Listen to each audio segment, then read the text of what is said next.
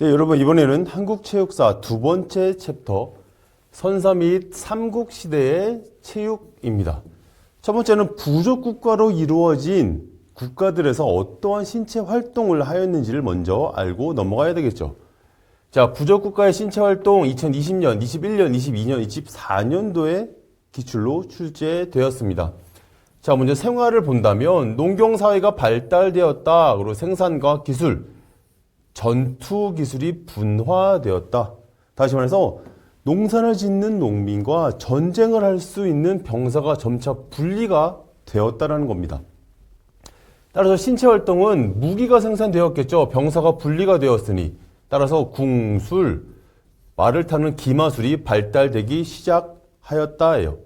자, 시험 문제에 가장 빈번하게 나오는 문제가 바로 이 제천 행사예요. 이건 외울 수밖에 없습니다. 자, 고구려에는 동맹이라는 제천 행사가 있었고요. 부여에는 영고라는 제천 행사, 동해에는 무천이라는 제천 행사가 있었고요.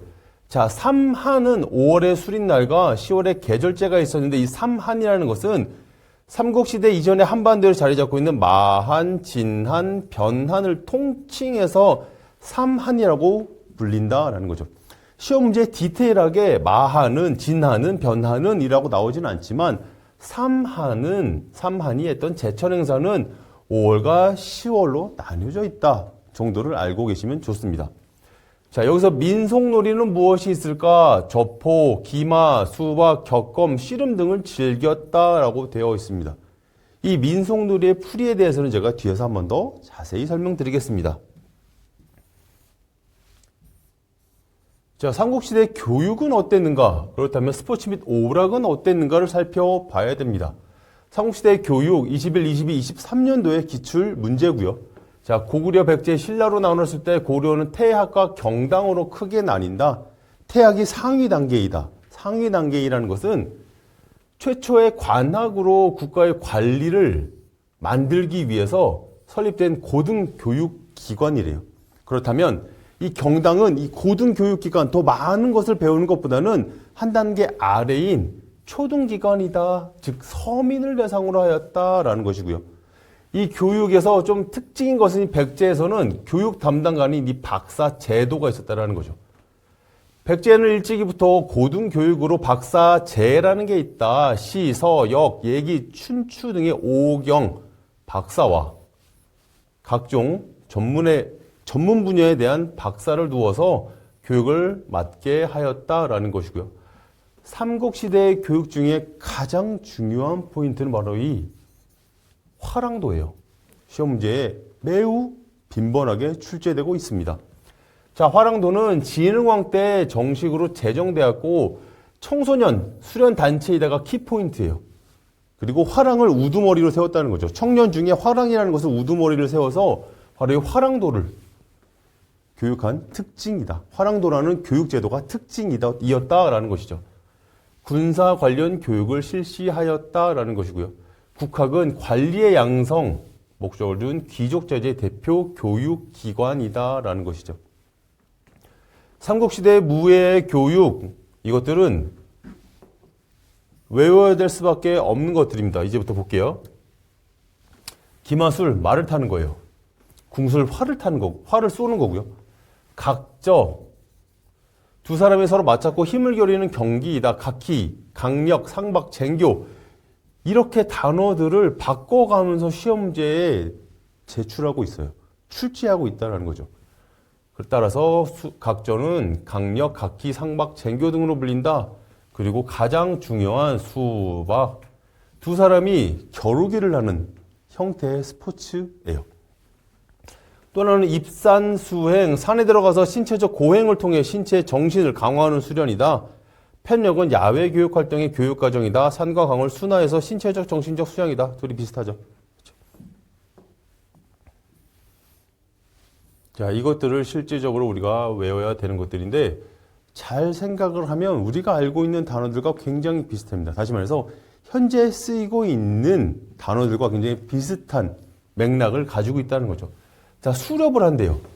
동물을 잡는 거죠. 사냥을 한다는 뜻이에요. 군사적 수렵과 레저 스포츠의 수렵 등으로 다양하다라는 거죠. 이 수렵을 함으로 인해서 군사적 훈련을 대비시켰다라는 것이죠. 또 하나는 어느 집단에서는 이거를 유희, 어느 집단에서는 이거를 레크레이션으로, 즉 스포츠로 수렵 등으로 스포츠로 수렵을 하는 이런 다양한 행위들이 있었다라는 것이고요. 두 번째, 축구는 우리가 아는 축구예요. 축구라고 생각하시면 됩니다. 가죽 지문으로 공을 만들어서 발로 차고 노는 게임. 석전, 돌석자죠. 다시 말해서 돌을 던지면서 돌팔매질을 하면서 서로 노는 놀이. 동편, 서편으로 편을 나눠서 하는 돌팔매질, 돌싸움의 놀이이다. 투호는 항아리를 두고 멀리서 화살을 던져서 항아리에 넣는 거예요. 일정한 거리에서 항아리를 놓고 화살을 던져 넣는 오락이다. 격구, 말을 타고 달리거나 뛰어다니며 막대기로 공을 쳐서 승부를 겨루는 놀이, 마치 요즘 시대에 폴로와 같다라고 생각하시면 돼요. 말을 타고 막대기로 공을 쳐서 구멍에 넣는, 골대에 넣는 놀이다. 방응, 매를 길러 꿩이나 새를 사냥하는 일종의 수렵인 매사냥이에요. 방응은 매사냥. 다시 말해서 서민에게서 잘 이루어지지 않는 놀이다라고 우리가 판단할 수 있겠죠. 왜냐하면 이 매를 길러야 되잖아요. 어딘가에서는. 그리고 매를 훈련을 시켜야 되기 때문이에요. 마상제, 말 그대로 말을 위해서 여러 가지 동작을 선보이는 것들, 저포, 육가락같이 만든 5개의 나무를 던져서 승부를 겨루는 놀이, 악삭은 주사위를 던져서 여러 개의 된 말로 두 사람이 먼저 궁에 들어가는 게임, 마치 윷놀이와 비슷하죠. 농주, 여러 개의 구슬을 공중에 던져서 그것을 기술적으로 받아서 노는 놀이, 풍연, 연날리기다. 종이 뎃가지를 가로 세로로 붙이고 실로 버릿줄을 메어 공중에 날리는 놀이, 중마, 대나무를 휘어서 가랭이 넣고 달리는 놀이, 위기, 바둑이에요. 도판이 널판 지위 양쪽 끝에 한 사람씩 올라가서 번갈아 뛰는 놀이, 축판희 야구도 한다라는 거죠. 널뛰기를 이야기합니다. 척사희, 사희라고도 하며 편을 가서 유수로 승부를 겨루는 놀이이다. 부여의 사출도라는 관직의 이름에서 유래가 된 척사희 또는 사희라고 칭한다. 21, 22, 23, 24년도에 매년 나왔던 문제입니다. 이것들은 우리가 이해하고 외우고 넘어가야 될 포인트죠.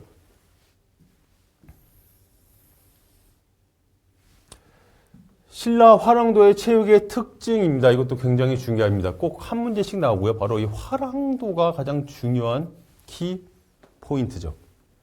화랑도 체육의 의미, 심신의 일체론적, 마음과 신체가 하나다라는 사상에서 기반된 전인 교육을 지향한다.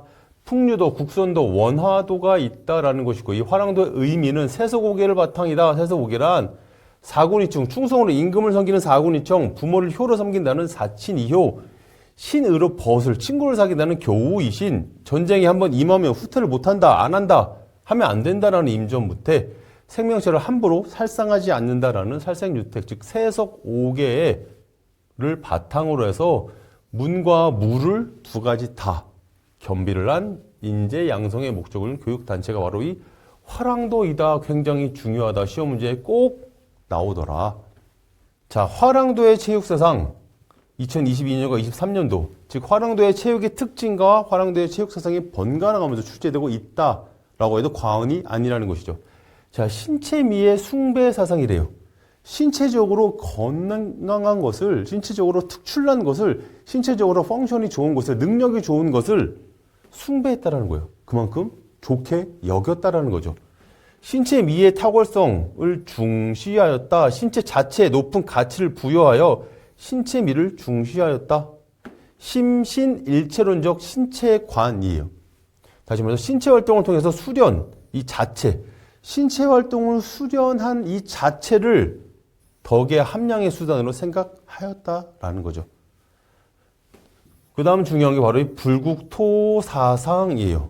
불국토사상, 처음 들어본 단어 있겠지만 잘 보시면 이 땅이 불국토, 다시 말해서 부처님이 교화하는 땅이다, 국토다라고 여기는 불교의 교리이다가 가장 중요한 핵심 포인트입니다.